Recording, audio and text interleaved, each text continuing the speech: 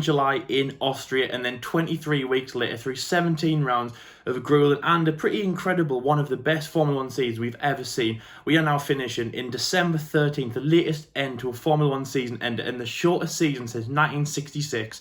We are here at the end in Abu Dhabi. A pretty good race under the twilight since 2009. Now, again, a lot of people aren't really that excited about the race, but you've got to say, though, it is great to see Formula 1 here as well, racing under the twilight, and we have had some good races here in the past. It was a good qualifying session yesterday, which saw Max Verstappen take his first pole position since 2019 in a pretty good track for him in Brazil. So it's been over a year for the Dutchman to wait, and obviously the only pole position that was claimed by a non-Mercedes powered car, and of course the only two pole positions that have been claimed for himself and Lance Stroll out of the Mercedes pairing of Valtteri and Lewis. Valtteri Bottas was in second place and Lewis was in third. So Red Bull, Mercedes, with Lando Norris behind him in P4. Incredible position from him. So it was looking good for the race. Alex Albon was in a strong fifth position in a race which he knew was going to be so important for him in terms of his, how good was he going to stay at Red Bull in the future. They were giving him until the very last lap of today's race. We'll have to see what happens to him. Sergio Perez, after the race victor in Sakhir, was heading into a race, his final race in Formula 1 for now. We'll obviously have to see what happens with him.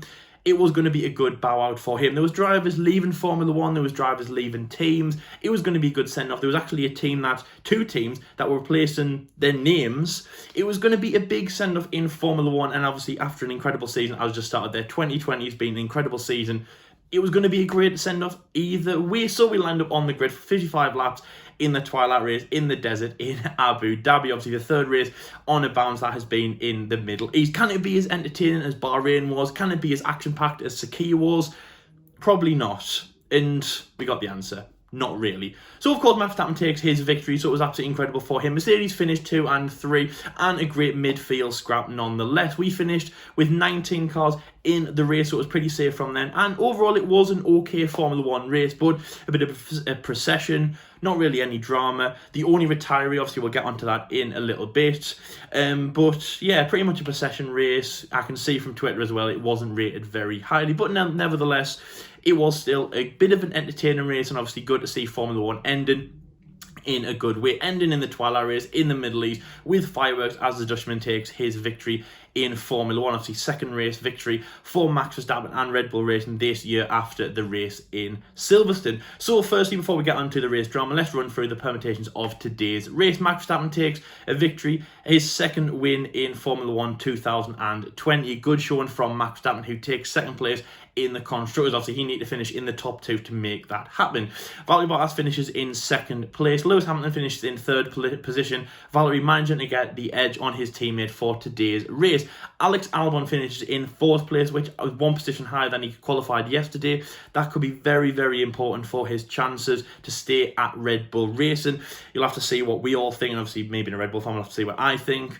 But obviously, there's been very open about what is going to be happening with him. Red Bull really wanted to work, but as a fourth place, I'm thinking it's very, very good. He was even in contention to even challenge for the race win if the strategy was turned on its head. And obviously, again, I'll explain what happened in the race, which might have which might have led to that. Lando Norris finishes in fifth place, a very good position from him. Carlos Sainz in sixth place.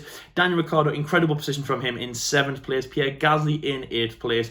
Lance Stroll in ninth, and Esteban Ocon rounding off the top 10. It was an okay position for Renault, but in their head-to-head battle against McLaren, it didn't pay off, and McLaren were the stronger team in today. I believe, as the permutations are showing in front of me right now, they have claimed third position in the Drivers' in the Constructors' Championship, which obviously will be really good for them. One of the first times they've been in the V6 era. Very, very strong for them, emulating 2012 Jenson Button, Lewis Hamilton era. I think that was the last time they finished in the top 3 in the Constructors. We had Daniel Kvyat in 11th place, again a man who was fighting for his position in Formula 1. Kimi Raikkonen in 12th position, a very strong performance from him. Charles Leclerc in 13th, again a man who was going backwards, but he was pushing forward as well and finished one position higher than his teammate Sebastian Vettel. George Russell finishes in 15th position. 14th was the highest position he was running in today's race, really hoping that he could get some points for Williams. He is still pointless at Williams. Obviously, he does have points in this season, but obviously they were scored at Mercedes. Kevin Magnussen, sorry, Nicholas, sorry. 16th position is Antonio Giovinazzi, 17th position is Nicholas Latifi, 18th is Kevin Magnussen, and 19th, rounding off the back of the finishers in today's race, is Pietro Fittipaldi. Obviously not really good for Haas, obviously finishing in the bottom two. Our only race retiree was Sergio Perez, who was very, very unfortunate to take a sole retirement in today's race. It is good, it is promising though to think that his final race that he actually completed in Formula 1 as of now is a race win. Of course, he won out in Sakir, but in lap 11, he unfortunately pulled over to the side in Sector 3 with oil pressure problems, which led to him retiring. As I say, really, really unfortunate for the Mexican driver who went from hero first place to zero last place in today's race, so it wasn't good for him. As I say, the last race for him. I was going to start with him actually in today's review, in today's reaction, but obviously there's not much to say on him. His teammate Lance Stroll basically doing the best that he could in today's race, but obviously a bad strategy call from Racer Point, and just really couldn't keep it with the pack to, of course, not really take the challenge to McLaren. But obviously with Lando and Carlos pushing, Lance really couldn't do much himself. So obviously heading into today's race, again, it was looking, as I say, pretty much a possession. Abu Dhabi is known as a track where you can't really overtake. The last 5 Grand Prix that have been run here have been won from pole position, and now it is 6 of 6, as of course Max takes today's win as he started on pole position. It was the 100th race for Haas, which again flew kind of under the radar. Kev Magnussen, a driver who's been at the team since 2017, did the 100th race, but the man who's been at the team since the very, very start, French driver Romain Grosjean, it would have been great to see him do today's race. Now, again, if you don't know the situation of Romain Grosjean, he still is contracted. Obviously, he, like Kev Magnussen, are not driving next year. He was supposed to take part in today's race, but after a very, very shocking crash at the Bahrain Grand Prix, which was the round 15 of 17, he did not take part in the Sakir Grand Prix and not even Abu Dhabi because of his injuries.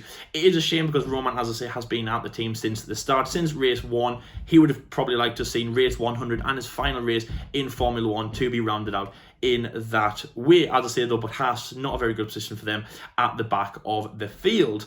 It was a final race for Sergio Perez, didn't end good for him. It was a final race for Romain Grosjean, he didn't take part in the race, and it was a final race for Kevin Magnussen. 18th position, not good for him. We'll have to see what happens with him.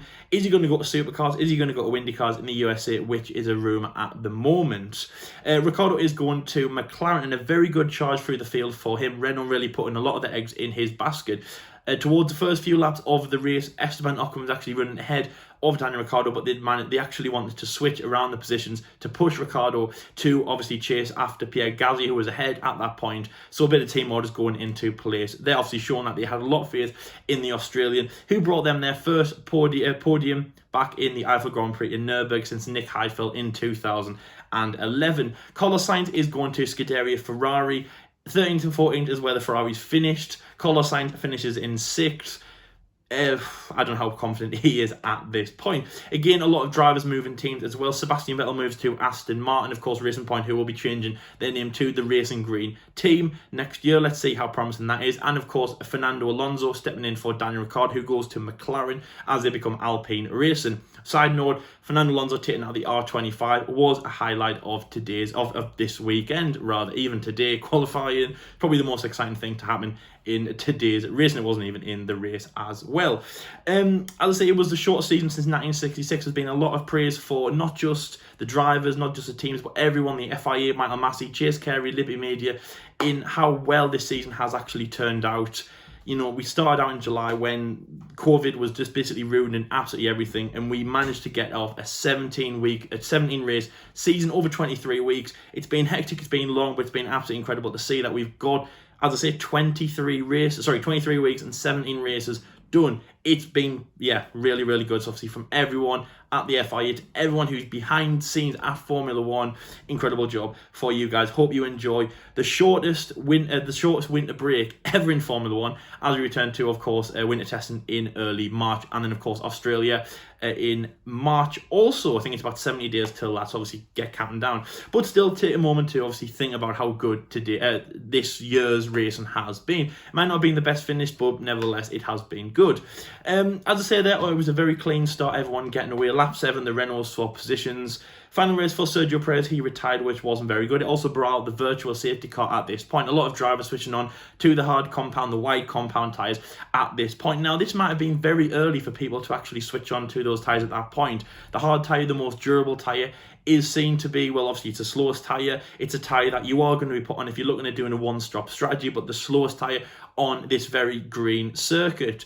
A lot of people were trying that going on the hard compound tyres, especially when the full safety car came out a few laps later, hoping to go towards the end, but obviously it actually worked for a few drivers, but a few had to peel off into the pit. The front four pitted, along with many people, including the McLarens and other riders in today's race, but one of the teams that didn't pit was actually Ferrari, trying to do the long game.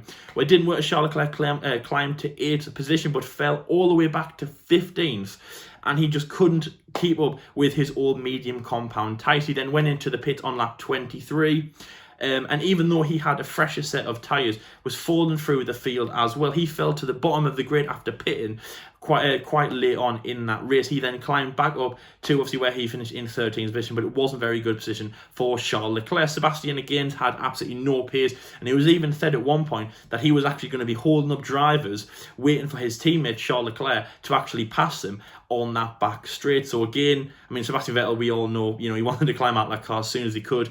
I'm thinking these 55 laps were basically 55 laps of absolute pure torture, and he couldn't wait to get out of that SF1000 and just move on to Aston Martin, his third venture, and a little bit of relief for Sebastian. But obviously, after a torrent time at Ferrari, a torrent 2020, he cannot wait. Nevertheless, though, you've got to remember he has had some incredible races at Ferrari. One of my favourite races was Hungary 2015, an incredible race which actually saw Danny Kvyat get his sole podium in Formula 1 alongside Daniel Ricciardo at Red Bull, and of course a race in honour of Jules. It was incredible, and his career has been good, but 2020 has not been a statement to remember. And that was pretty much it for the race. There isn't really much to say after that. There was some good overtaking, especially from the AlphaTauri drivers of Pierre Gasly and Danny Kvyat. Danny driving like he needs to claim that seat, which of course he very much does. There has been no news as of yet as if himself or Yuki Tsunoda is going to take that seat. Of course, Yuki Tsunoda from Formula 2, very good driver, a Red Bull Junior driver, is looking to be in that seat, especially Honda in their final year in Formula 1. It looks like it will be going in the way of Yuki Tsunoda, and Danny, unfortunately, will not be in Formula 1.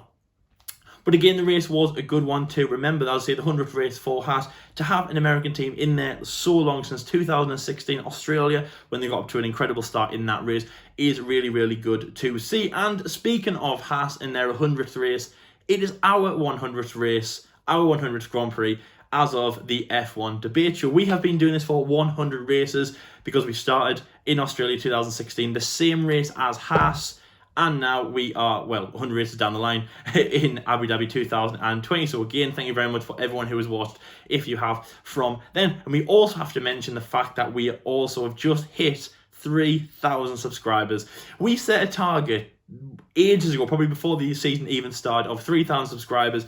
Last week after Sakia, we were about 100 out. It was looking like we were not going to do this, and it really came down to the wire, and we got it this morning. Absolutely incredible. I was expecting Max to cross the line and to get 3,000, but it's been absolutely incredible. So again, thank you very much for everyone who has subscribed. Let's set a target of 10,000 before Australia. No, I'm joking. That will never happen. I hope not. Maybe it will. I don't know. So anyway, that is the Abu Dhabi Grand Prix. We do hope that you enjoyed the race as much as you could. Let me know your driver of the day down in the comment section below. Max Verstappen, of course, has won the driver of the day. I think he got around 30% of the vote, probably 33%, as you can imagine. But pretty much a flawless race from Max. But also there isn't really anyone else to give it to. Also, you could give it to Daniel Ricciardo, an amazing charge through the field. And of course, his last race with Renault.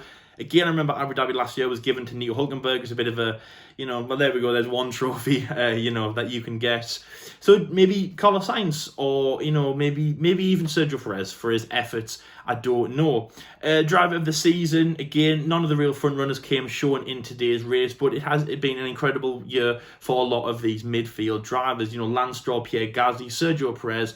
You can't take him out the front. And again, we'll be doing a video talking about our driver or our drivers of the season, also team of the season as well. But again, you can't look past Mercedes for everything that they have done. So a bit of a season review to end. 7-7, absolutely incredible from Mercedes. They have taken the win, they've taken the victory. Lewis Hamilton winning his 7th World Championship in Turkey with a 100-point gap, the biggest gap he's had in his Formula One career, winning championship year. And as I say, it's been the shortest year so far, so an absolutely incredible get out of the blocks finish for Lewis Hamilton and Mercedes. But today is Max's day. Incredible win for him, his 2nd win of the year, Red Bull's 2nd win of the year, Max's first pole position since Brazil 2019. So well done to the Dutchman. He will enjoy the rosewater today on the podium in Abu Dhabi. So now the curtain falls on a pretty incredible Formula One season in 2020. Let me know in the comment section below. Do you agree with the many people we've talked to about this? Do you think it is one of the best, or if not the best, Formula One season of the decade? Well, of course it has to be. We're starting a new decade, aren't we? Including last decade, even the millennium, even Formula One since 1950. Do you think it's the best season? Let me know in the comments section below. In terms of what we have on the channel, we have something very, very special coming for you guys tomorrow. As you might not be following us on Twitter, if you're not, please go and check out our Twitter page below. A link will be left in the comment section below. We are starting a very special new kind of series called the 12 Podcasts of Christmas. Now, again, it's gone off 12 days of Christmas. I think there's a football YouTube that kind of does a similar thing like that, but obviously we are spinning that for the F1 edition. So in the next 12 days, obviously starting from tomorrow up till Christmas Day, we'll be interviewing 12 of the biggest YouTube content creators, anything affiliated with Formula One, and we'll be sitting down talking Formula One with them, talking Christmas, and basically just anything. This will be over on SoundCloud as well, and the full video will be left on YouTube. Again, with the full hour and a bit, sometimes maybe even longer, video will be left on YouTube for you guys to enjoy. Tomorrow is Tomo F1, so I hope you enjoy that. It is incredible. Obviously, great guy that I've worked with before. We'll be tagging it everywhere on Twitter, on YouTube, on Instagram, everywhere else. And of course, if you have SoundCloud, please go and head over there and give us a follow. If you don't, that's fine, because we are going to be leaving the full episode for you guys on YouTube. So please give us a follow. Please give us a like. Subscribe if you are new around here. Hit that notification bell. Make sure you do, because you'll be notified every time we upload all these 12 videos up until the big day on the 25th. I'm so excited. It's been great. It's been an incredible few weeks for me and Jordan to record these episodes with all of your favourite YouTube content creators all around the world. So, yeah, no, it's been good. Also, it's Jordan's birthday today, and again, as we said there, what a better present to give him than 3,000 subscribers. I hope you enjoyed the race, Jordan, if you're watching out there. We hope that you all enjoyed the race in some way, shape, or form. As I said, there wasn't probably the most entertaining race, but there we go. There is Abu Dhabi. We hope that you've enjoyed the season as well, and we hope that you've enjoyed the season with us as well. And there we go. That is the race review of Abu Dhabi, and the curtain closes on the 2020 Formula One season. We are now heading into winter testing, and then Australia for hopefully a normal, COVID-less, back to full fans, full attendance race in Australia. But there we go. It's been, as I say, absolutely incredible. 17 races. It has been good. And I mean, sometimes you've got to sit back and you think, when we stood in Austria, did you ever think we would have 17 races? Some even had fans. You know, it's been absolutely incredible. I think it was Portimao. We had almost full attendance there. Sochi, Nürburgring. It's been incredible. We've had fans there. We've done so much. Formula One has done such a good job to get Formula One around this pandemic to work, and it's been absolutely incredible as well. And we've had a great season. We have stood for a lot. There has been a lot of improvements from the teams and the drivers as well. We've been create a lot of campaigns, go to new places, and really change the world in some way, shape, or form. I'll say a lot more in terms of 2020 review, and our 2020 full season review will be coming out very soon on the channel. So it's even more imperative, guys, that you subscribe and keep on track with us throughout the rest of 2020 and into the off-season. But there we go. That is the end of the Abu Dhabi race reaction. Let me know what you thought in the comment section below. Your driver of the day, your driver of the season. And yeah, it's been absolutely incredible, hasn't it? Thank you very much for watching. We hope that you have a very safe rest of the year. We hope that you can join us for tomorrow for, as I say, 12 podcasts of Christmas over on SoundCloud and YouTube also. But until then, guys, thank you very much for watching. Stay safe, and until next time, we'll see you later.